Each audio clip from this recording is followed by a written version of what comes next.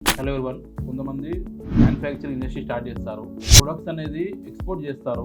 ఈ online or offline అంటే super మార్కెట్లో కానీ, ఫ్లిప్కార్ట్, అమెజాన్లో కానీ, లేదా సూపర్ మార్కెట్లో కానీ వాళ్ళ ప్రొడక్ట్స్ ఓన్ బ్రాండ్ మీద సేల్ చేస్తూ ఉంటారు.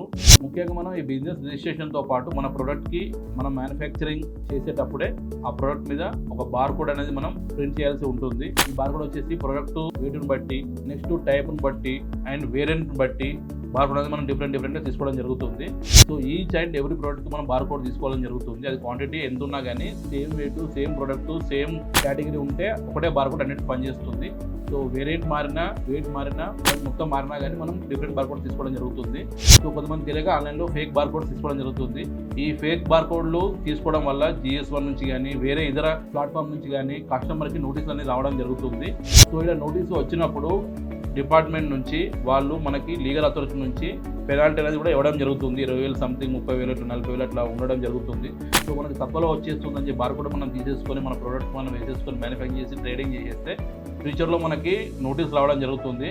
ఇలా చేసుకుంటూ పోతుంటే మన కంపెనీకి లీగల్ ఇష్యూస్ రావడం జరుగుతుందండి. సో లీగల్గా ఇష్యూస్ మనకు రావద్దు అనుకుంటే మనం రిజిస్టర్డ్ బార్ కోడ్లు మనం తీసుకుంటేనే మన ప్రోడక్ట్ అనేది ముందుకు వెళ్తుంది, మన బిజినెస్ కూడా ఈజీగా గ్రోత్ అవుతుంది.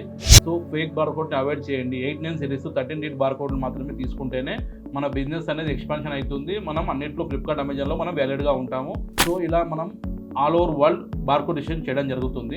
సో మేము ఎక్స్ప్లెయిన్ చేసిన ఈ బార్ కోడ్ రిజిస్ట్రేషన్ మీకు రిక్వైర్మెంట్ ఉంటే కింద వరకు కాల్ చేయండి. మ్యాక్స్ ద్వారా పూర్తి వివరాలు తెలుసుకోండి. Thank you.